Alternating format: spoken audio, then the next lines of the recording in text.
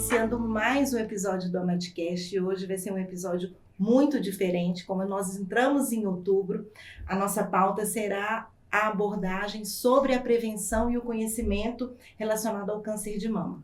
Para falar sobre o assunto, a gente trouxe aqui hoje como convidadas a Cristina Grassana e a Camila Santana. Então, muito bem-vindas, obrigada pelo convite. E como co-host, a nossa vice-presidente da AMAD Mulher, a Fernanda. Boa noite a todos, obrigada pela presença de vocês. É um mês realmente muito especial e como a gente já conhecia o projeto, né, de vocês, a gente teve interesse em convidá-las para esclarecimento das nossas associadas, de todo mundo que assiste nosso podcast, né? Sejam muito bem-vindas. E assim, a gente, até para toda a nossa audiência conhecer um pouco vocês, a gente tem uma pergunta clássica. Primeiro, eu gostaria que vocês falassem um pouco da trajetória, que você também falasse sobre a associação, até para as pessoas conhecerem, e depois que a gente entra mesmo na nossa pauta. Ótimo. Boa noite, pessoal. Obrigada pelo convite, meninas. De fato, a gente precisa abrir espaço para dialogar sobre esse tema. Quero me apresentar, né? Eu sou psicóloga clínica, atuo no terceiro setor há quase 10 anos. Estou na Asprecan, que é a Associação de Prevenção do Câncer na Mulher, há 10 anos. E hoje como diretora de recursos humanos, e lá nós apoiamos pacientes oncológicas do câncer de mama. Então a associação agora completa 40 anos, então é uma jornada muito longa, muito sólida, e a gente tem conseguido trazer resultados e de fato impactar a vida de pessoas, né?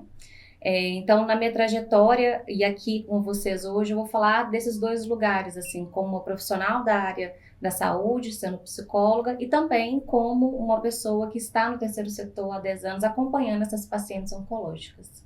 Perfeito. Bom, meninas, boa noite. Muito obrigada pelo convite.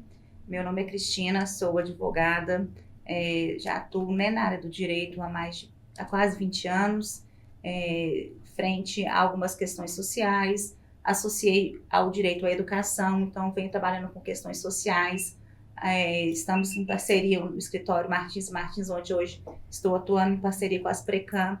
A gente abraça essa causa, a gente abraça essas questões, também por sermos mulheres, né, por entender a importância de atrelar o conhecimento dos seus direitos, o conhecimento dos direitos sociais, às pessoas que estão em alguns momentos passando por essa dificuldade. Então, a gente entende a importância de tratar com respeito, com acolhimento, com verdade, com sentimento, todas essas questões. Bom, considerando as estatísticas, acho que a última que a gente tem é de 2021, que 66 mil casos de câncer de mama foram descobertos naquele ano, qual o impacto que isso traz na saúde mental da paciente? Vocês podem falar para a gente? Claro. Hoje, o câncer de mama, e de modo geral, o câncer, ele tem um estereótipo muito negativo. Existe um tabu por trás da palavra. Tem pessoas que falam aquela doença, tem pessoas que têm dificuldade de dizer que estão com um diagnóstico, escondem por esse lugar de tabu, que é também associado à morte. E a gente tem um paradigma muito interessante nisso, porque nós somos um país predominantemente cristão, mas mesmo assim a gente não aceita a finitude. Há essa dificuldade, né, de aceitar a finitude. Ninguém está preparado, né? Ninguém está preparado. Essa é a grande verdade. Só que o câncer de mama tem um prognóstico muito positivo se ele é detectado no início da doença. Só que, infelizmente, a nossa cultura ela não valoriza esse aspecto da prevenção. Então, é uma cadeia assim, de acontecimentos que traz um cenário, infelizmente, caótico assim, na questão do câncer de mama. É o segundo câncer que mais acomete mulheres no Brasil e no mundo, e mesmo assim a gente ainda tem dificuldade de abordar essa temática, porque toca em um lugar feminino muito importante, que é o peito. Sim. Que é um símbolo da nossa feminilidade, o cabelo, né, que também com o tratamento acaba caindo. Então, é associado à morte, é associado à perda desse lugar feminino, e com isso, a gente tem um dado da USP que traz que 29% dos casos de câncer de mama das mulheres, né, que podem desenvolver a depressão. Muito porque, imaginem comigo, né, você recebe esse diagnóstico e vem com ele toda essa enxurrada de informação negativa. Você não vai ficar feliz com uma notícia dessa. Ninguém vai ficar otimista com uma notícia dessa, né?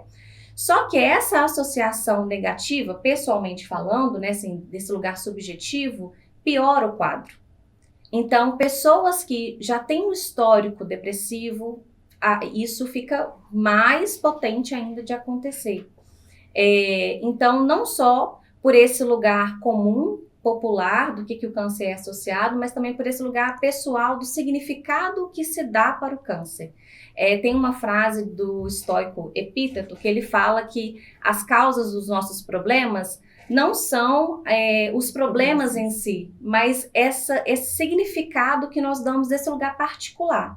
Então, o impacto psicológico é muito grande, mas nós precisamos dialogar sobre esse assunto exatamente para desmistificar esse lugar, porque o câncer de mama tem tratamento e o prognóstico é muito positivo, mas nós temos que mudar a nossa cultura, passar a sermos preventivos. Sim.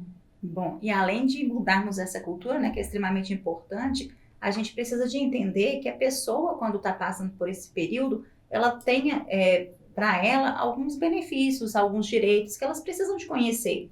Então, é muito importante, né, que depois que a pessoa se fortaleça, que busque esse apoio psicológico, que ela esteja aí com o diagnóstico e um tratamento, que ela entenda que ela tem todo o direito de ter um benefício, de ter um tratamento, do direito a acolhê-la também, porque a área jurídica, ela vai acolher essa pessoa que está passando por essas questões. Então, ela tem o direito crucial de ter os seus direitos resguardados ali. Então, a vítima dessa situação, ela precisa de entender que ela, né, essa pessoa que está passando por esse problema, ela não é vítima. Ela tem que sair desse papel, desse sofrimento, dela entender que ela é uma pessoa de direitos e exercer a sua cidadania. Porque nós somos cidadãos exercendo, inclusive, os nossos direitos. Então, quando a gente tem os nossos direitos, a gente precisa de buscá-los. A primeira coisa que essa pessoa precisa de fazer é se documentar. É muito importante que ela tenha toda a evidência do seu tratamento, que ela tenha todo o seu tratamento guardado, documentado, porque pode ser que em algum momento ela precise apresentar esses documentos, seja para o seu empregador.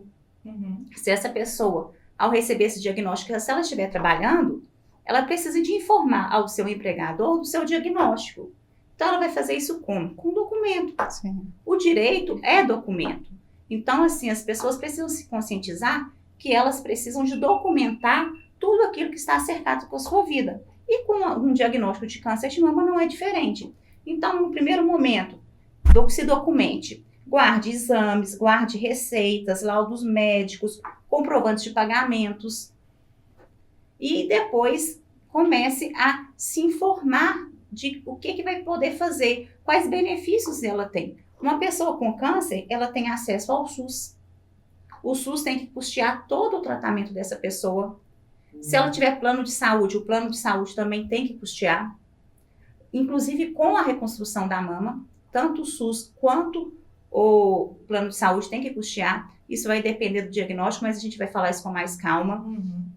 Ela tem direito também a auxílio-doença, aposentadoria por invalidez, algumas isenções de impostos. Ela tem prioridade em serviços públicos, direito a atendimento fora do seu domicílio, porque em algumas cidades, né, que são menores, que não pode ser que não tenham um tratamento especializado, outras cidades terão, então o município tem que custear o transporte para aquela cidade, então tem toda essa questão. Então ela precisa de buscar se orientar e se documentar.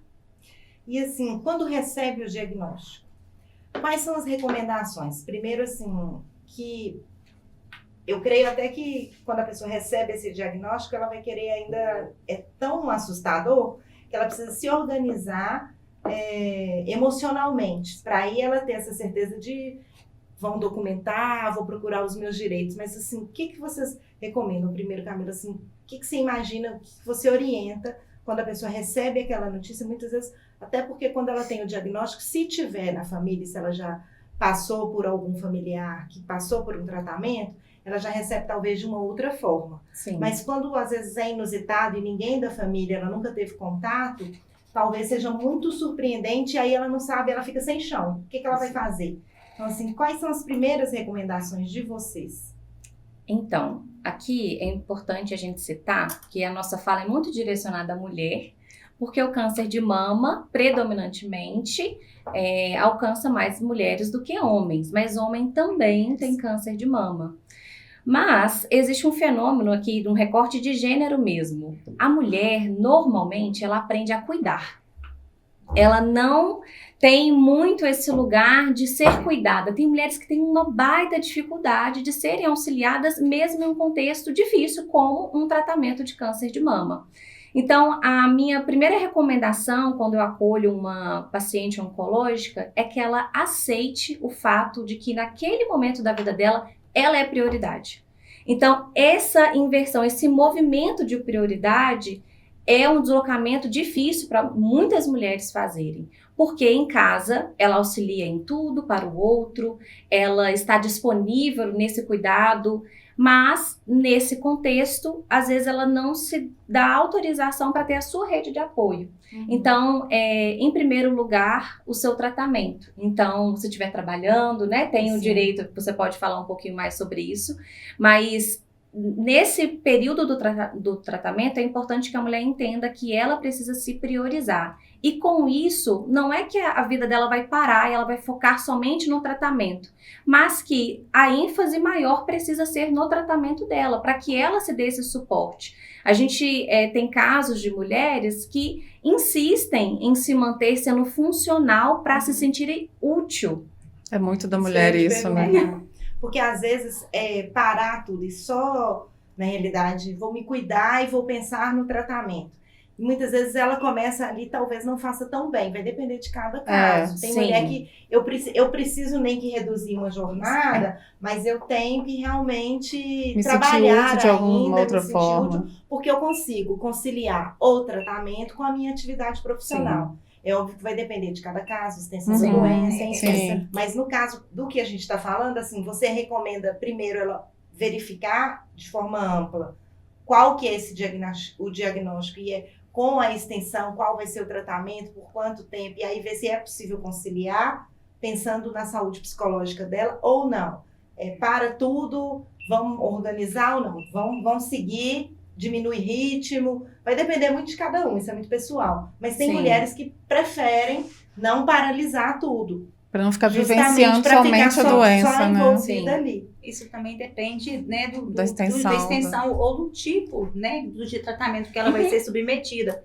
Porque nós temos algumas que, no primeiro momento, como a Camila falou, que omite, que esconde, inclusive, dos colegas de trabalho, do empregador, que aí começa a trabalhar. E aí, quando começa o tratamento, que vai precisar de fazer um exame mais detalhado ou uma sessão de radioterapia ou de quimioterapia, depende do que vai fazer, que vai comunicar. E aí é nesse momento que o empregador toma ciência que ela já deveria estar, às vezes, afastada, precisar de uma redução de carga horária, jornada. Então, o que acontece? A partir do momento que essa pessoa, ela aceita, né, que ela consegue vivenciar o seu tratamento, porque as mulheres, principalmente, elas vivem múltiplas jornadas.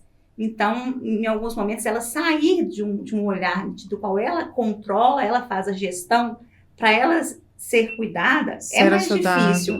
Então, o que acontece? E o receio porque hoje a mulher também é provedora. Sim. Então, perder esse papel de provedor é receoso. As mulheres, principalmente, têm esse receio.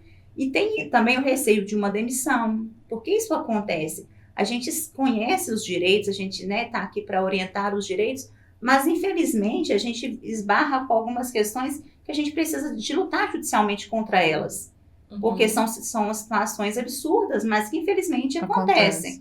Então, assim, vivendo essas situações, tem pessoas que preferem esconder ou conciliar o tratamento com ainda o emprego, né? Porque a gente está falando de pessoas que estão trabalhando de maneira formal. Sim. E as pessoas que trabalham de maneira informal? Hoje as pessoas autônomas, isso, né? A gente tem também hoje a questão da pejotização, né? As pessoas que se tornam PJs, elas nem sempre pagam um seguro, pagam alguma coisa para poder manter ali.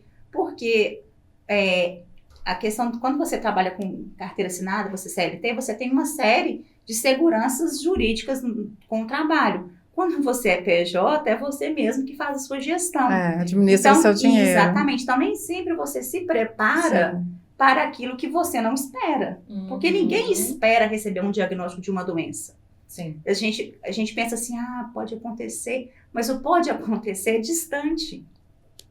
E acontece geralmente com o outro, com a gente não. Então, essas pessoas, elas nem sempre estão ali preparadas para isso. Então, muitas vezes, elas conciliam a atividade com o tratamento.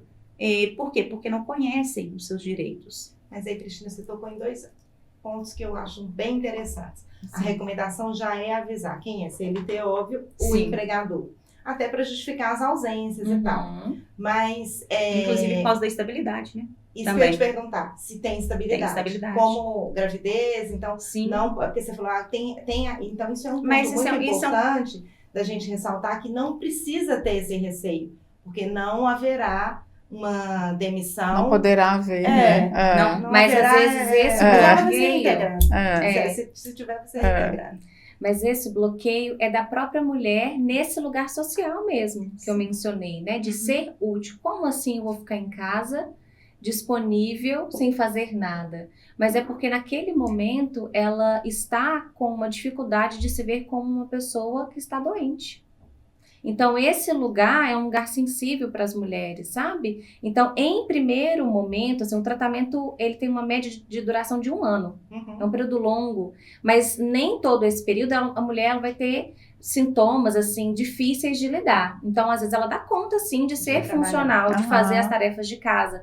Mas, em primeiro momento, é importante que haja uma reorganização ali daquela rotina. Então, se a pessoa, ela mora com uma família, que ela sente com a família, que ela converse, porque a família também é impactada com o diagnóstico do câncer de mama. E, às vezes, esse lugar da família fica desmembrado, as pessoas ficam com dificuldade e sem saber como acolher o paciente, a paciente. Então, o que eu vou falar com essa pessoa? Como que eu vou chegar perto dessa pessoa? Então, é muito mais interessante a família se unir, sentar, conversar, dialogar e pensar numa nova dinâmica de rotina, de tarefas, de horários, para ser realmente uma rede de apoio, do que passar por esse momento como se fosse qualquer doença, como se fosse algo banal, vamos como fingir se fosse que algo nada, simples. Né, que tá tudo natural, que é assim mesmo, e não a questão do diálogo é difícil em todo momento, né? Sentar para conversar e colocar tudo na mesa, Exatamente. Os pontos complicados, difíceis aí, como lidar. Às vezes a família não tem nenhuma estrutura para aquilo, mas eu acho que aceitar ajuda é a primeira questão. Algo que todas as pacientes compartilham é que existe uma vida antes do tratamento e uma vida depois do tratamento. Tudo transforma na sua vida. Não tem como seguir sem um peito como se tivesse com um peito. Não tem como seguir com o cabelo que caiu e cresceu novamente. Então, esse aspecto de aceitar essa transformação que é de dentro para fora é muito importante. Então, não pode ser banal. Sim. Só que há uma negação cultural muito grande. Por isso que a gente tem, além das barreiras, às vezes do SUS, as barreiras legais, a gente esbarra nessas barreiras subjetivas. Porque a nossa cultura precisa, de fato, desmistificar esse lugar do câncer. Porque, pensando até de modo mais amplo, mas fechando já a minha fala, o nosso estilo de vida tem nos levado para uma tendência de haver mais câncer. Eu ia te perguntar sobre isso, sobre o estilo, se o nosso estilo de vida estão tendo mais casos de câncer ou eles estão sendo mais diagnosticados em virtude da evolução da medicina, dos aparelhos? Eu penso que as duas premissas são verdadeiras, porque as pessoas elas estão buscando também um tratamento, né, mais amplo, as pessoas estão buscando se conscientizar. A busca pelo conhecimento ela é de extrema importância para todas as áreas, seja jurídica, seja na área da saúde, na área mental, né? As pessoas elas estão buscando se conhecer melhor. O autoconhecimento, principalmente, né, nessa questão, é muito importante. Então, as pessoas elas buscam um maior diagnóstico. E a medicina avançou demais. A gente tem aí uma amplitude de exames, de materiais, né, vários tipos de máquinas, hoje ultrassons muito importantes, Sim. mamografias hoje mais fáceis de conseguir, custeadas pelo SUS, né? A gente tem que entender que o Sistema Único de Saúde, ele está aí para isso. A nossa Constituição brasileira, ela permite, ela determina que todos nós tenhamos direito de fazer os nossos exames Sim. ginecológicos, né? A mamografia está lá dentro dele, o ultrassom também. Então, tudo reconhecido dentro da nossa própria Constituição, que é uma Constituição cidadã, que busca nos tratarmos como pessoas que vai nos trazer uma dignidade humana. Então, toda essa amplitude de tratamento e de exames consegue aumentar o número de diagnóstico.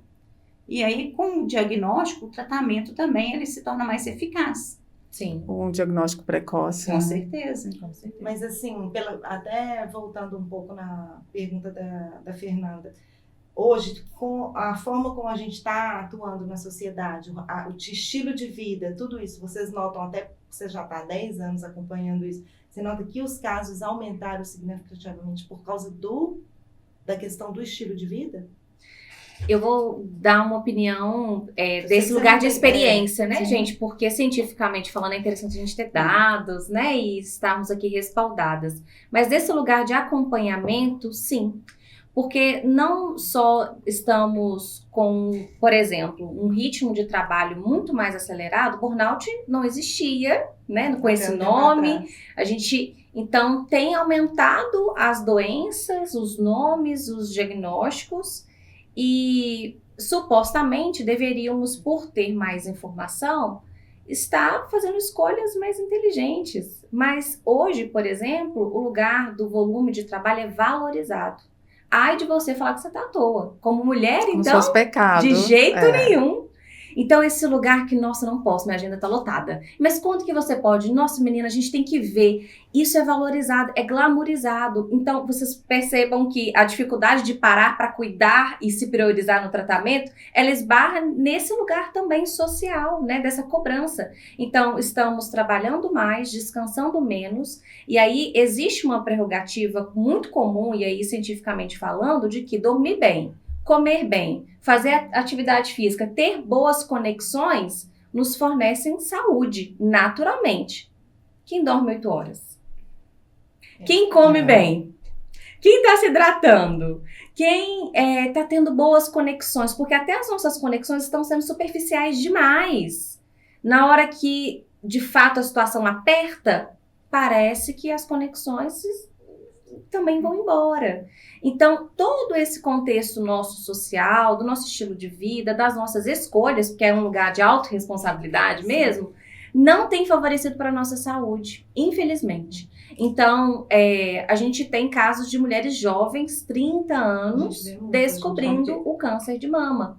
E aí são por diversos fatores, né? Assim, então, a gente não precisa entrar nessa esfera dos porquês, né? Porque tem um fator genético, tem um fator de hormônio, a gente tá falando, né, antes aqui nos bastidores sobre a menopausa. Então, são tantas variáveis, mas, assim, de modo geral, hoje a gente tem adotado hábitos que estão nos prejudicando e não nos favorecendo, infelizmente.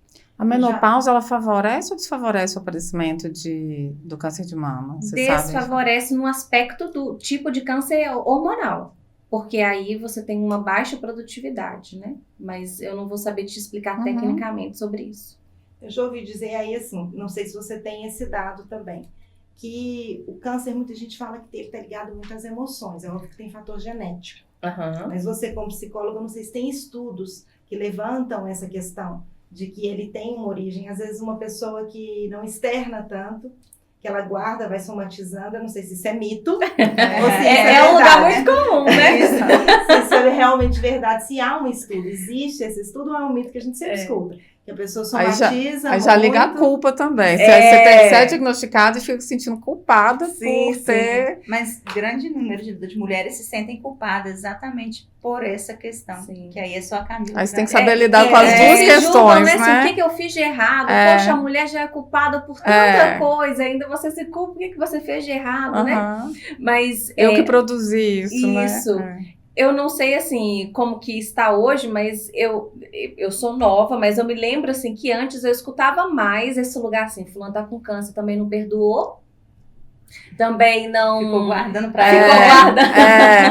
Então, é um lugar legal. popular, mas a gente tem, sim, estudos que apontam pra gente esse lugar das emoções e o impacto disso na nossa saúde. E aí, uma questão, assim, que nós podemos sentir, o nosso corpo fala.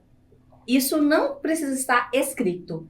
É uma questão básica, com fome, né? Uma necessidade básica, fome. Com fome, muitas pessoas ficam bravas.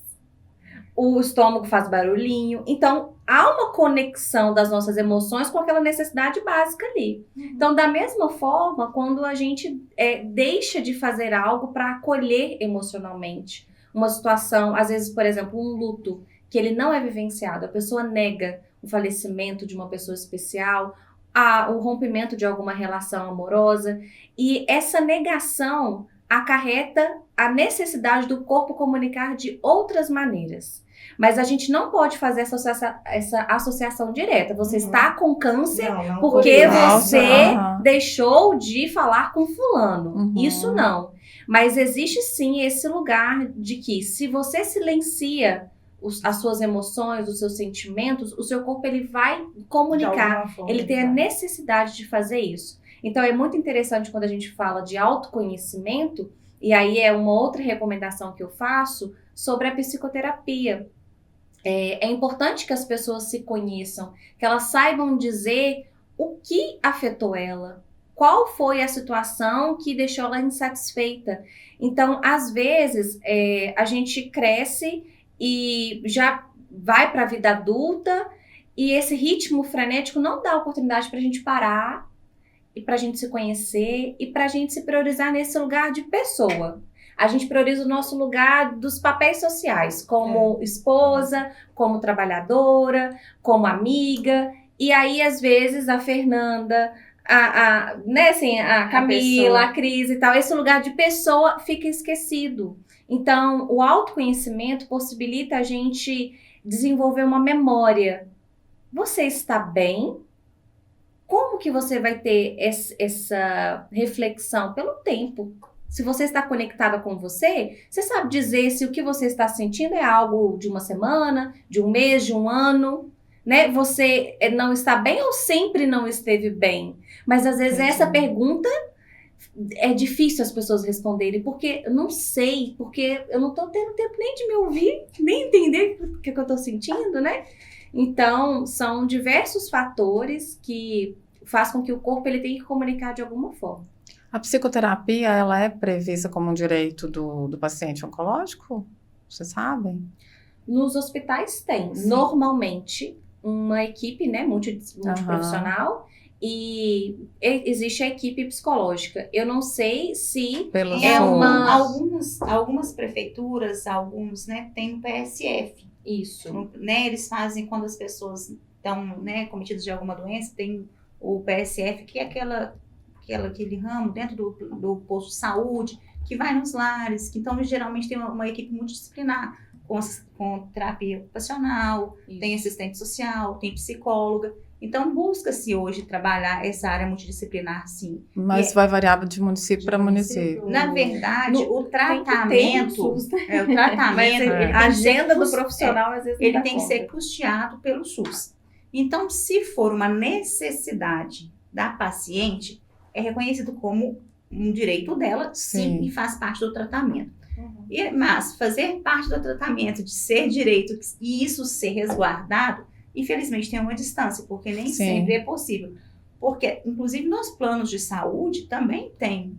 A pessoa, quando tem plano de saúde, também tem direito a esse tratamento multidisciplinar. Mas, infelizmente, a gente tem um número reduzido de profissionais da psicologia ou dessas outras áreas dentro tanto do SUS quanto dos planos de saúde. Então, em alguns momentos, a gente esbarra com essa limitação. E com essa questão da limitação, disso virar uma prática, né? Não ficar só na teoria. Então, em alguns momentos, a gente precisa de entrar com uma ação judicial, pedindo, exigindo, né? E, né, para pleitear essas questões. Mas, sendo necessário e sendo parte do tratamento, aí tem que ser custeado, sim.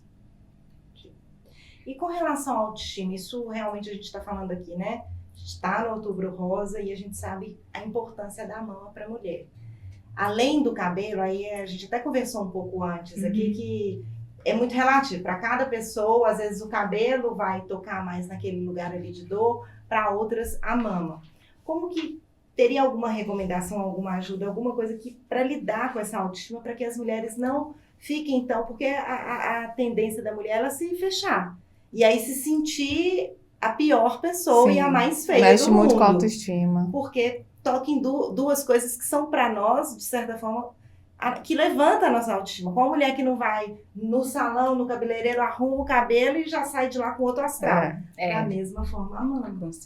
Então, assim, vocês têm alguma recomendação, alguma coisa nesse sentido? Eu gosto de falar que é um processo de luto que a pessoa precisa viver, porque habitar um corpo mutilado é um corpo desconhecido. Então, a cicatriz que fica não necessariamente, né? Todas vão passar por um processo de fazer cirurgia, mas o tratamento em si gera uma cicatriz. Por isso, né, essa frase que é muito comum das mulheres: eu sou uma mulher antes do tratamento e depois do tratamento. Então, é importante que essa mulher aceite quem ela se tornou, a marca que o câncer deixou no corpo dela, e que ela identifique essa nova versão. Né, nesse lugar que eu pontuei antes, assim, desse significado, que essa experiência deixe para ela um significado bom. Há a possibilidade humana da gente ressignificar os contextos que são difíceis. Eu acredito que é uma grande habilidade, inclusive humana nossa, transformar os contextos que são traumáticos, as situações difíceis, em algo triunfal. Isso é nosso, isso é da nossa capacidade. Então, é importante que essa mulher se autorize essa nova versão dela. Existe um aspecto de uma pressão estética muito grande, né? Então, a gente entra, que eu penso que inclusive é mais do Brasil, assim. Eu estava uma temporada fora do país e eu percebi as mulheres tão mais livres, assim, de maquiagem, dessa pressão estética. Eu acho que no Brasil a gente potencializa muito esse lugar ideal. Então, todo mundo com a mesma sobrancelha, todo mundo com a mesma boca, todo mundo com o mesmo peito, com o mesmo cabelo. Legal.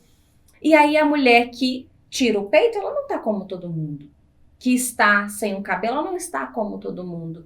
Então, esse lugar dela, como pessoa, desse lugar de autenticidade, ela precisa trabalhar. Então, por isso que é importante haver esse processo de aceitação. Mas ela vai lidar com esse luto de quem ela era e de quem ela se tornou, dessa versão que ela está se transformando. Então, é importante também haver esse lugar coletivo. As mulheres, elas podem se potencializar. A palavra sororidade, ela veio, né, assim, há alguns anos muito forte, e as mulheres, eu percebo que têm tentado se esforçar nesse lugar coletivo, sim, né? Algumas sim. Então, a gente tem essa potência do coletivo. Na Asprecan, a gente sempre promove alguns eventos, oficinas, treinamentos, piqueniques, retiros. E é tão legal perceber uma mulher se inspirando na história de uma outra mulher. E até na questão do mesmo diagnóstico, né? Todas supostamente estão lidando com a mesma questão, mas cada uma lida de uma forma tão singular.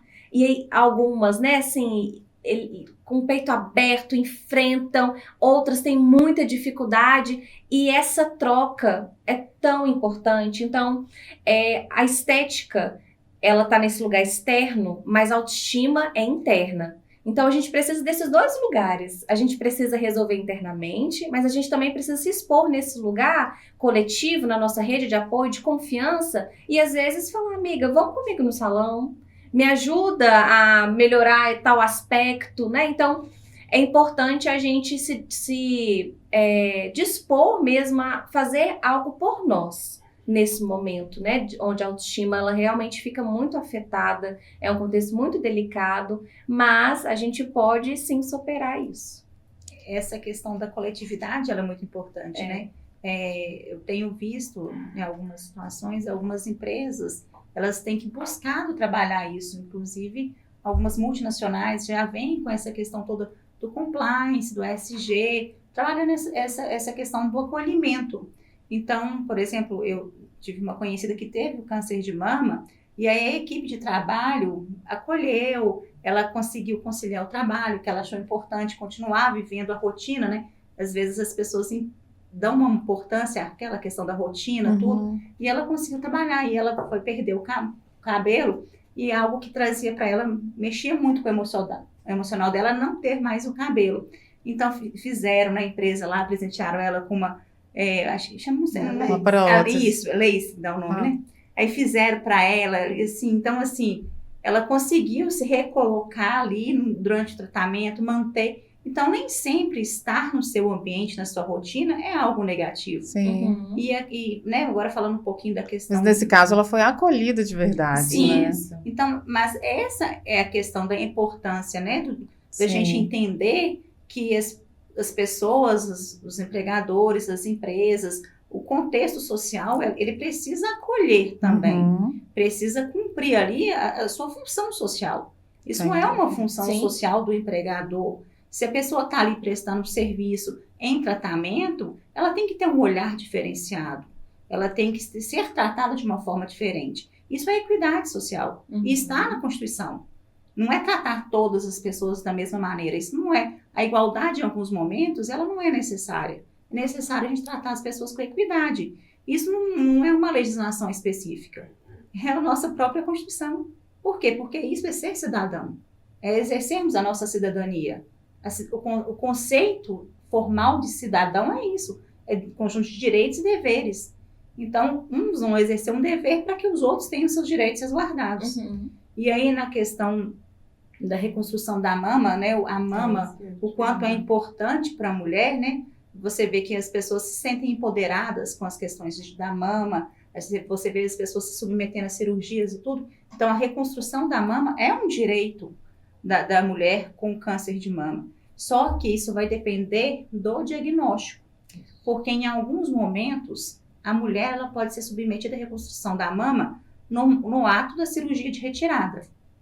Então, isso, outras não. Outras vão precisar de retirar, fazer um tratamento, né? Vai depender da questão médica, para somente depois fazer a reconstrução da mama.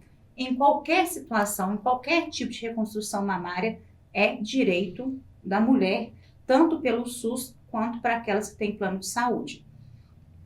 Alguns planos de saúde vão dizer que é estético, hoje isso já está pacificado, não é questão de estética, é questão de saúde, é direito da mulher que teve ou a retirada de uma, ou a retirada das duas, ou a retirada parcial, porque nem sempre é preciso de retirar a mama toda, retira só uma parte. Em qualquer situação de retirada parcial, do jeito que for, a reconstrução é um direito garantido.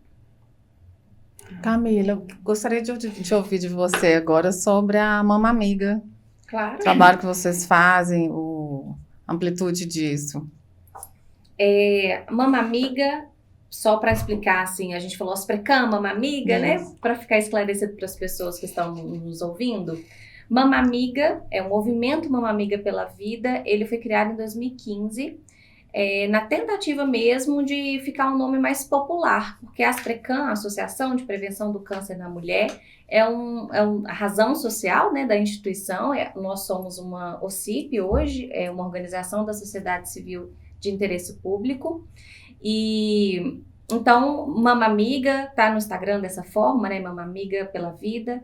A gente hoje tem diversos programas e projetos, existem 5 eixos de atuação. Um dos eixos é o Advocacy, que atua, né, nessa tentativa de defesa mesmo do paciente oncológico. Nós temos o apoio ao paciente oncológico, e esse apoio ele é dado de diversas formas. Então, em cada caso, algumas mulheres compartilham de alguma necessidade maior. Então, por exemplo, durante a pandemia, a gente conseguiu atuar de uma forma bem assistencialista mesmo, fornecendo cestas básicas, mas a nossa tentativa é trabalhar, inclusive, com algumas ODSs, para que seja um movimento de mudança de cultura mesmo. Então agora, né, no mês de outubro, a gente tem diversas palestras em empresas, então a gente fica disponível para abrir esse diálogo dentro das empresas, dentro das organizações, na tentativa de ampliar mesmo essa visão, para que não seja somente no mês de outubro, porque o câncer ele acontece o ano todo, Sim. né? Então, a gente às vezes esquece disso. E a gente tem também o eixo do viés científico na tentativa de produção mesmo de conhecimento, porque é um trabalho de 40 anos que tem um banco de dados, obviamente, desse alcance. Então, na tentativa de trazer ampliação, informação, conhecimento a respeito disso, e a capacitação dos profissionais do SUS, porque esses agentes, né, de saúde que passam na nossa casa, que fazem as perguntas, é importante que eles sejam capacitados a identificar o que a gente chama assim, de uma busca ativa, de fazer as perguntas assim que realmente possibilite que ele identifique, olha, você precisa aqui fazer um acompanhamento precocemente, porque no SUS, a partir de 50 anos, que eles começam a fazer esse acompanhamento mais aproximado, mas a gente precisa adiantar em alguns Sim. casos. Isso só se dá se esse profissional da atenção primária estiver atento a isso, capacitado para isso. Então, a associação ela tem esses diversos trabalhos, diversas frentes, e toda a nossa equipe é voluntária, né? Então, a nossa diretoria e todas as pessoas que compõem a Asprecan atuam de forma voluntária. Quem se interessar, quem quiser saber mais, a gente fica super à disposição para explicar, para treinar, para capacitar, porque algo assim que é muito importante dentro da Asprecan, que é como o nosso valor, o nosso espírito, assim, é o acolhimento. O olho no olho, cuidado, atenção, é um momento delicado e a gente entende que a gente precisa humanizar o processo. Então, às vezes, a gente entra junto na consulta com o médico na tentativa de trazer um acolhimento que o médico está ali todo dia naquele batidão e não tem aquele cuidado de falar, olha, eu vou explicar com outras palavras, vou deixar o seu tratamento acessível, né, para que você entenda. Então, é de cada caso mesmo que a gente tenta dar suporte, tenta acolher, mas o nosso trabalho é muito na tentativa de trazer a prevenção nesse lugar popular mesmo, para que as pessoas entendam que elas precisam se conhecer, que elas precisam se tocar. Então, hoje a gente tem usado muito o termo autocuidado. Não existe, antes a gente falava autoexame, né, que é o tocar a própria mama, mas isso a gente atualizou para sair de um termo muito da medicina e os médicos, obviamente, manterem o lugar deles, que eles que examinam, mas você pode conhecer a sua mama. E aí, se a gente cria uma memória tátil, por exemplo, em qualquer lugar do corpo, você pode passar a mão todos os dias na palma da sua mão, você vai identificar se aparecer qualquer carocinho, qualquer alteração. Então, a tentativa é que a gente crie, então, esse conhecimento do nosso corpo e pratique o autocuidado, obviamente, e havendo qualquer alteração, não hesitar, procurar por um profissional de saúde para que ele possa fazer de fato sim a avaliação, solicitar todos os exames. Então, a gente tem reforçado muito esse aspecto da prevenção na tentativa de diminuir o índice de morte, que é muito alto porque os diagnósticos são tardios. Então, se a gente consegue diagnosticar antes, tem uma frase que eu gosto de falar: quem procura acha e quem acha se cura. Às vezes o nosso receio é de procurar. Ixi, eu que não vou fazer nada não. Não tô sentindo nada, né? Porque, em verdade, quase, né, o câncer inflamatório que ele traz, de fato, uma dor, um odor, inclusive, é desconfortável. Os outros tipos, nem tanto. Então, às vezes a mulher, ela fica nesse lugar. Não estou sentindo nada, não tenho nada, não vou procurar. Quem procura, acha. Como existe esse lugar da palavra, né? Não fala câncer porque senão atrai. Isso é um mito, isso é um tabu. A gente precisa sim falar, a gente precisa sim entender. Então, quem procura acha, quem acha se cura. A gente precisa, de fato, se mobilizar para gerar e fazer com que essa informação alcance o máximo de mulheres possível para que a gente diminua essa taxa de mortalidade. Você tem o índice da taxa? Agora, de cabeça, eu não sei falar, mas o câncer de mama é o segundo que mais acomete mulheres e é o que mais mata, mas eu não sei te falar a porcentagem. Mas por trás da porcentagem tem toda uma explicação. Porque às vezes a gente se atenta à questão da porcentagem e não se atenta ao porquê dessa porcentagem ser tão alta. Que é o mais às vezes importante. Um diagnóstico tardio, né? Como a Camila disse. Exato. É o grande fator para o prognóstico ser ruim. Porque se ele é descoberto no início, o prognóstico ele é bem otimista. Mas, infelizmente, muitas, por exemplo, pensam que tá com incômodo, vai passar. É só Às vezes as pessoas, uma as mulheres irritação, falam assim, alguma é coisa. porque eu tô no período para ficar menstruada. Às vezes é uma Isso. dorzinha que já dá, porque o peito fica mais inchado, às vezes fica mais dolorido. E não investiga. E não investiga. Não E aí isso vai repetindo, ela vai, às vezes vai acostumando com aquela situação, Sim. né? Porque a gente, infelizmente, a gente se acostuma com quase tudo, né? Sim, a mulher suporta bem a dor Exato. e normalmente a gente para quando o corpo para, quando ele deixa de funcionar. E aí, Enquanto ele estiver funcionando, a gente, com a medicação, né? Se medicando, Então tem a questão da automedicação. automedicando, e aí pronto, eu estou ótimo, porque você está dando conta de camuflar os seus sintomas, E mas não investiga. hoje né? também com essa possibilidade do home office, isso acelera várias situações, porque a mulher, ela dentro de casa trabalhando, ela quer dar conta de tudo. E aquela situação que às vezes a pessoa tem a impressão de que ela está dentro de casa, ela precisa dar conta da atividade doméstica, do trabalho, e ainda, né, aí o olhar para a sua saúde, às vezes fica mais esquecido ainda. Porque quando você se arruma para trabalhar, você está convivendo com outras pessoas, com coletividade, você tem um olhar para si, mas tem um olhar do outro também, que às vezes percebe que você não está bem. Porque às vezes alguns sintomas são perceptíveis, né? Você vê que a pessoa está mais moada, mais chateada. Então, assim, e você dentro de casa, trabalhando e vivenciando aquela rotina maluca de quem está dentro do home office, às vezes isso também possibilita. É interessante vocês falarem que até hoje ainda as pessoas não procuram fazer esse autocuidado, tem ainda essa barreira, porque é uma coisa que já é muito amplamente divulgada há muitos anos.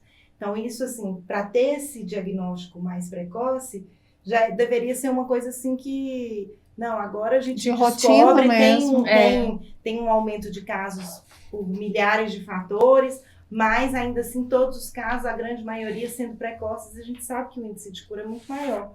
Então, assim, de certa forma, deixar para depois, deixar de lado e esquecer. E aí a gente faz muito isso. Quantas vezes a gente não faz um exame e não leva no médico? A gente abre, se acha médico e já vê ali. Dr. Google. Muitas vezes a gente faz, até vai ao médico, mas não leva o exame. Isso é muito comum. Então, assim, demonstra o nosso comportamento de falta de cuidado com nós. Né? De estar ali atento, não, tem que olhar, porque é o médico que tem que avaliar. Por mais que você está lendo ali um laudo, você está supondo que seja aquilo, mas às vezes o que está no laudo que aquele médico viu e que relatou ali num relatório, o que está vendo a imagem vai ver algo diferente. Às vezes acontece. Sim. São leituras diferentes, né? A gente tem que levar para o nosso médico e ter esse cuidado, estar sempre atento. Mas Com ainda certeza. assim, a gente deixa, de certa forma, em todo mundo, né? Não só as mulheres, mas a gente sabe que passa por esse processo. Se a gente pensar que a nossa mama fica dolorida, grande parte das mulheres tem isso todo mês, seria uma coisa para a gente ter atenção, ainda que mensalmente. Sim. Exato. E ainda assim, vocês estão relatando aí que não, né? É um cenário... não, é um efeito pré-menstrual, eu também fico assim, e vai deixando. Sim. Eu costumo dizer que quem conhece os seus direitos, né, voltando agora para a área do direito um pouquinho, a pessoa ela se torna mais capaz de exigir um serviço de qualidade. A pessoa vai buscar um serviço de saúde, ela vai buscar acesso ao serviço de saúde. Ela não consegue custear, mas ela vai buscar orientação, saber se ela tem direito de ter aquela saúde custeada pelo Estado, pelo município, em alguns momentos. Então, ela vai buscar defender seus interesses, seus direitos. Então, quem conhece... Quantas vezes nós nos colocamos, né, na questão do direito do consumidor, que popularizou tanto? As pessoas hoje exercem a autotutela do direito do consumidor. A gente tem que fazer isso em todas as áreas. A gente tem que conhecer os nossos direitos. E quando a gente conhece os nossos direitos, a gente consegue promover a saúde. A gente consegue ter empoderamento, porque ter empoderamento é a gente falar com propriedade, buscar discutir, buscar os nossos direitos, aquilo que nos mantém inerentes a uma sociedade. Existem legislações para tudo. Então, aquela pessoa que está passando por esse momento difícil, ela precisa buscar um profissional que a acompanhe, seja na área médica, seja na área da psicologia, na área do direito, porque nós vivemos uma infinitude de legislações. Então, a pessoa que está ali passando por esse momento, com certeza vai ter uma legislação que vai tratar da situação dela. E ela vai ter muitos benefícios, isenção de impostos, tratamento, reconstrução mamária, são vários, nós tivemos vários ganhos, Sim. né, nessa caminhada que a gente vem tendo.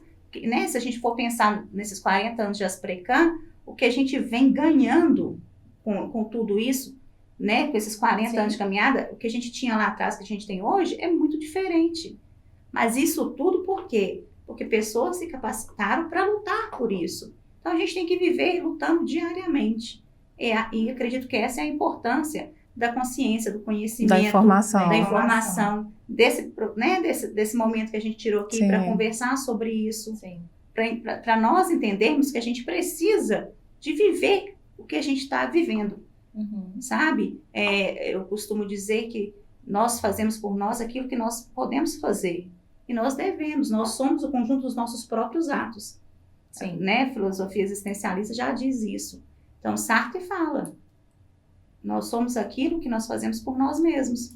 Sim, mas um fator de grande influência para dar conta de lutar, porque pensem só, né, um tratamento de câncer que demanda, né, durante um período extenso, né, a gente está falando de mais ou menos 1 ano, é a segurança psicológica. Com certeza. A gente não dá conta de brigar se a gente não está bem.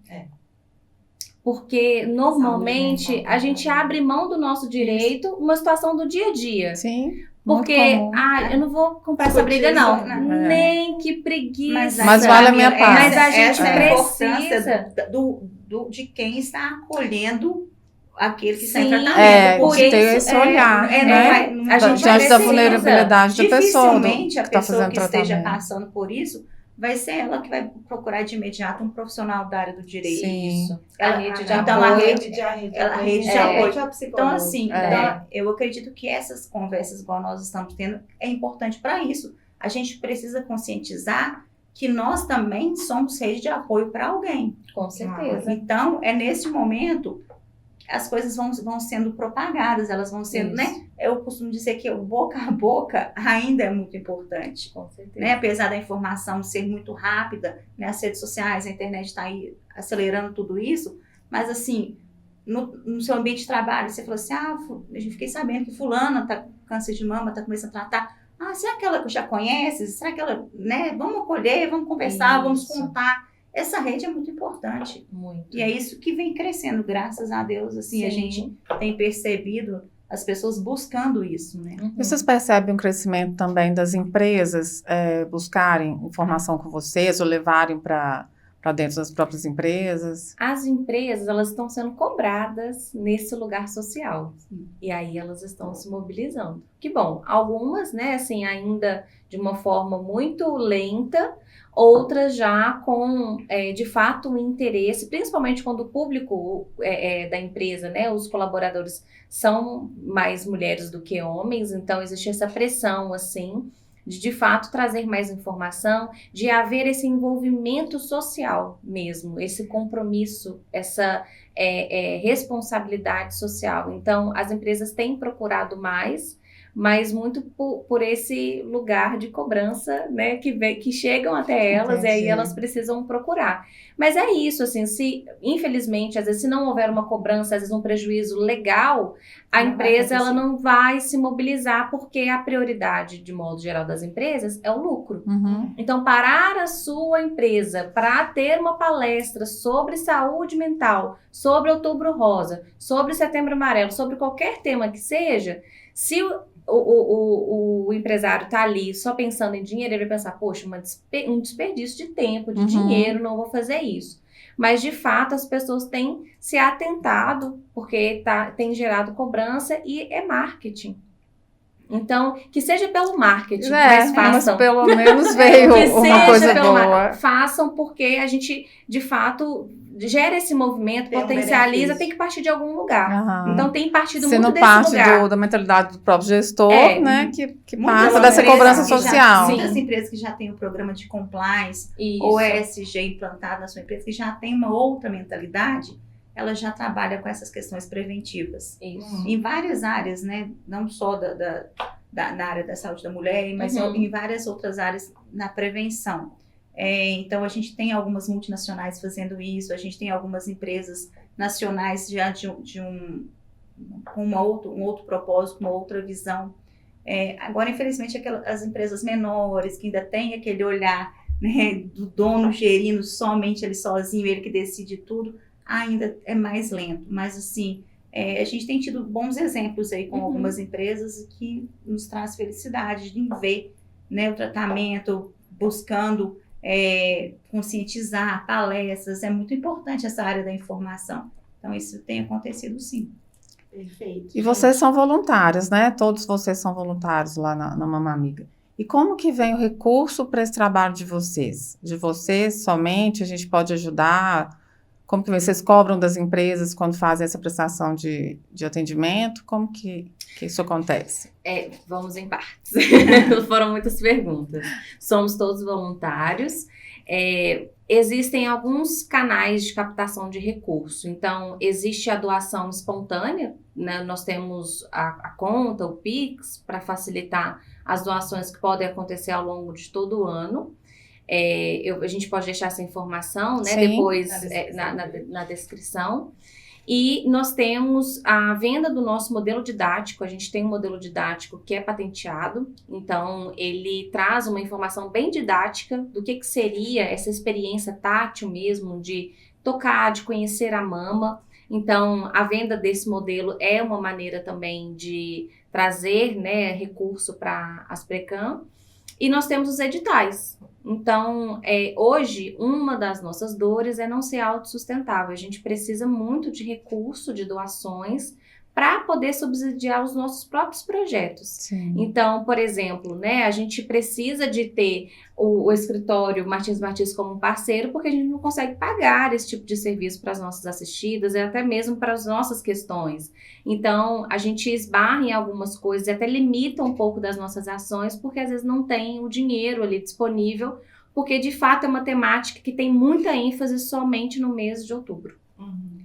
Bom, e o nosso escritório, né, Martins, a gente tem como entendimento, o preceito, de que a gente precisa também estar ali próximo. Nós abraçamos a Precam, a gente conhece o trabalho, nós somos parceiros e estamos assim, sempre à disposição, acolhendo as demandas, o que for preciso, dando suporte daquilo que nos é possível, né? É tão pouco, às vezes, assim, então, às vezes, é pouco para a gente que tem condições de fazer e muito para quem está recebendo. Sim. E é muito satisfatório você, às vezes, tirar uma parte do seu dia com o seu conhecimento técnico, com aquilo que você pode fazer, que vai ajudar aquela pessoa naquele momento, porque a gente, infelizmente, não sabe o dia de amanhã.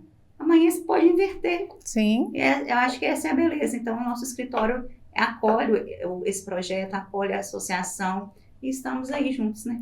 E fica o convite, né? Como a gente está numa associação de advogados, claro que agora, né, eles sabendo do projeto, pode ser que algum advogado, né, da associação também se habilite a fazer essa parceria com vocês, até porque é uma forma de ter essa troca. Né? Só quem já trabalhou com trabalho voluntário acaba sabendo qual é a gratificação e o retorno que nós, profissionais, temos. Então, assim, há um retorno completamente diferenciado de quem já trabalhou, né, com esse tipo de projeto. Então, a gente sabe muito bem disso.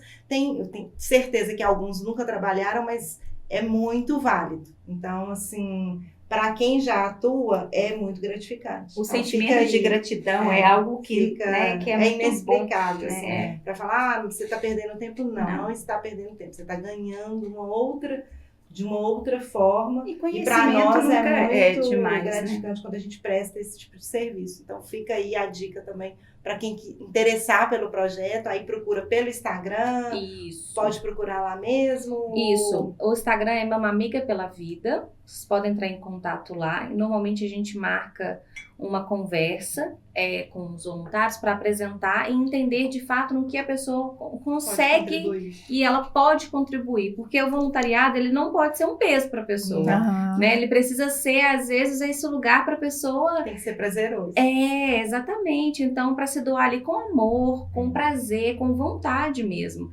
Então, a gente, o nosso espírito, assim, das Precam é muito esse lugar, olha, venha com o que você quer de fato doar com amor. Então, às vezes é 1 hora da sua semana, às vezes você vai ter mais tempo para doar, mas isso não vai ser quantificado, não é nesse lugar, né? Eu abri até aqui na nossa apresentação, no final a gente tem uma frase que eu acho que resume muito a nossa tentativa nas nossas ações, assim, que é da Cora Coralina, que diz assim: não sei se a vida é curta ou longa para nós, mas sei que nada do que vivemos tem sentido se não tocarmos o coração das pessoas. Então, é muito nessa tentativa mesmo de tocar, de apoiar, de cuidar. Nós estamos aqui, gente, um pelo outro, né? Não há, assim, isso aqui é uma concepção minha, da psicologia, nós somos seres sociais, a gente precisa das pessoas. E a gente tem colocado tanta coisa na frente, a gente tem colocado os cargos na frente. Quem é você? Ah, eu sou advogada, eu sou psicóloga. Nós somos humanos, né? E a nossa essência é de cuidado. A nossa essência é de amor. E a gente precisa valorizar a nossa humanidade. E, às vezes, deixar esse lugar de ter e valorizar mais esse lugar de ser. Verdade. Tem um filósofo, eu gosto muito da filosofia também, que vai falar que ao nascermos nós não somos nada, nós apenas existimos. Então, que a existência ela vai preceder a essência. Então, ao nascermos nós somos um nada e vamos nos tornando tudo. Então, é isso que a gente tem que buscar. Formar a nossa essência, mas formar uma essência que tenha consistência, que tenha validade, que a gente possa, né, próximo ali daquele momento que a gente vai fechar os olhinhos, né, para a eternidade, a gente possa fazer uma regressão ali e avaliar toda a nossa caminhada. Se orgulhar da caminhada, né? E então, assim, formar algo de forma sólida, né? Sim. E que a gente vai deixar isso para o nosso próximo, para o filho, para quem está vindo. Na verdade, são os valores que estão se perdendo, né? Exatamente. Isso, sim, é muito importante, né, Camila? Com toda certeza. Dá para falar bastante tempo sobre Karine, isso. Aí É outro podcast. Eu estou me segurando aqui, porque tenho muito a dizer.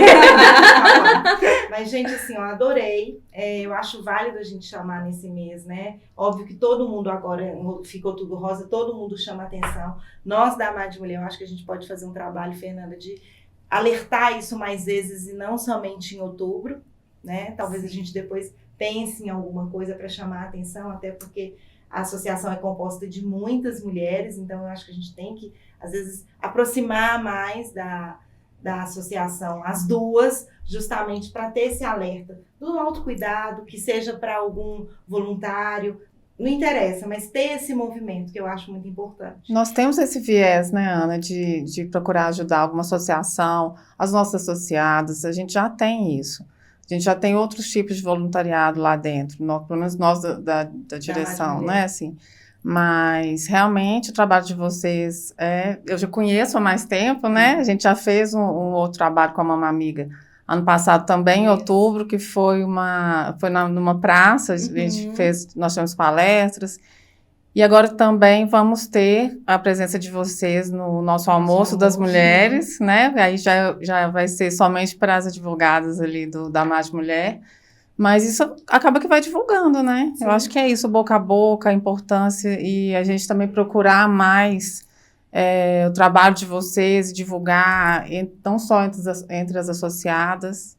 Passar mais conhecimento, a gente falar mais a respeito do tema. Porque aí, por mais que não seja a própria associada, mas tem uma colega, vai ter alguém na família, alguém conhecido, então acaba que a gente vai ampliando e formando mais. Sim. E eu acho que a gente pode fazer isso na Amar de geral, né, Ana? Porque não só na Amar de Mulher, eles têm mãe, têm filho, têm esposa. O próprio homem pode ser acometido do câncer de mama. Então, às vezes, é algo que a gente está falando aqui, que pode atingir aquela pessoa. Eu já estive próximo de cliente que teve câncer de mama, homem, e assim, a gente imagina que para a mulher é difícil, e é mesmo. Agora, para o homem aceitar que ele está com câncer de mama, é muito difícil, porque, em primeiro lugar, nem todos têm consciência que ele também pode ter câncer de mama. Isso que eu ia falar, é um diagnóstico mais difícil ou mais fácil por isso? É um diagnóstico mais difícil, porque... Só quando ele já ficar aparente. O homem, ele não vai ao médico, né? Pois então eu penso assim, só quando ficar aparente o nódulo. E assim, para esse cliente foi uma deformidade que começou a aparecer, ele malhava e começou a perceber que estava bem diferente, um lado da mão da Assimétrico. outra. E aí ele procurou um médico e foi diagnosticado e começou a fazer tratamento, tudo. Ele teve alguns problemas e a gente conseguiu resolver isso na justiça, né, com questão que ele precisava resolver lá. Teve isenção do imposto de renda também. Então, assim, a gente precisa de entender que a sociedade como um todo, ela pode ter Sim. também o De câncer de certa mama. forma, a gente vai estar envolvido. Isso. Independente, o câncer é uma doença Que não vai... que ela vai acometer várias, não é só o câncer de mama. O Exato. câncer é uma doença que hoje muitas pessoas, né, a gente sempre vai ter alguém conhecido que tem. Sim. Então, ter esse olhar, ter essa forma de saber tratar, esse cuidado, não é só Não. qualquer doença, é uma doença Exatamente. que realmente O câncer pode ser é uma fatal, doença, né, né? para todos, tá? Infelizmente não escolhe, né? Não Não, escolhe Sim. nada. E o câncer de mama também não. O câncer de mama atinge mulher, homem, né? Infelizmente, classe social não vai fazer diferença. Sim. É um momento que estamos ali todos realmente iguais. é isso, gente. Muito obrigada, assim, Obrigada. mais uma vez, por vocês virem aqui, passar o conhecimento de vocês, compartilharem esse conhecimento, alertarem sobre a causa, parabenizar também pelo trabalho que vocês exercem na Mama Amiga, porque isso é fundamental. Se não tivessem vocês encabeçando isso aí, como seria? Então, assim, só mesmo agradecer e parabenizá-las. Da mesma forma, agradeço, parabenizo, né, a disposição de vocês, do tempo de vocês, do conhecimento. E é assim que a gente transforma, né? Então, obrigada, Sim. Cristina, obrigada, Camila. Ana, obrigada pela parceria. Imagina. Eu que agradeço. Eu quero agradecer também, foi ótima a conversa e eu gostaria de deixar assim, uma mensagem final, porque a gente tocou aqui em um tema muito importante e por trás desse tema tão importante tem as nossas vidas. Então, independente do tratamento, se ele for muito difícil, se o seu processo vai ser muito delicado, se não tem rede de apoio, se você olha para o seu cenário e entende que não tem esperança, a gente precisa recuperar o valor da nossa vida. A nossa vida importa. Então, independente do que você tenha que passar, em frente de cabeça erguida, em frente com a capacidade que a gente tem de sermos resilientes e de lidar com as situações que são difíceis. A gente precisa, de fato, sair em nossa defesa. A gente não pode desistir da nossa vida porque a gente recebeu um diagnóstico. O diagnóstico, ele é uma parte, né? Ele não resume a sua vida, ele não pode resumir a sua vida. Então, é uma palavra mesmo de esperança e para evocar esse nosso lugar de valorizar a nossa vida, da nossa capacidade de olharmos para nós com mais valor, com mais cuidado, com mais amor também. Verdade. O amor próprio é muito importante, né? Muito importante. A gente tem que entender e aprender a nos amar primeiro para depois conseguir amar o outro. Sim. E infelizmente a gente às vezes inverte isso, né? E só nos amando que a gente vai ter capacidade de amar também com intensidade o próximo. Bom, Verdade. aproveito para agradecer também o convite, dizer que estamos à disposição sempre, estamos juntos com a Asprecan, né? O escritório ele né, dá importância para essa troca, né? Porque isso não é uma doação, é uma troca. Sim. Então, foi muito importante para a gente estar aqui e dizer que estamos juntos sempre. Então, Obrigada. ficamos por aqui. Lembrando que esse mês a gente tem o Congresso de Condominial, dia 25, acho que é dia 25 agora. Então, façam as inscrições. Até mais.